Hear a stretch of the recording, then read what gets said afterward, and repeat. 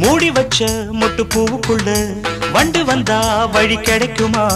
வண்டின் இதழ் மொட்டில் பட்டு விட்டால் மொட்டின் இதழ் விட்டு கொடுக்குமே.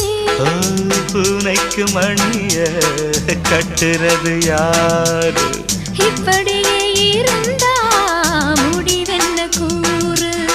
பெண்ணின் மனாழோ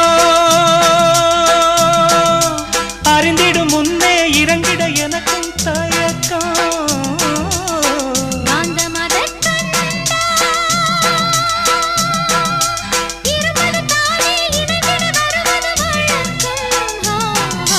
சொல்லாமத்தானே இந்த மனசு தவிக்கு.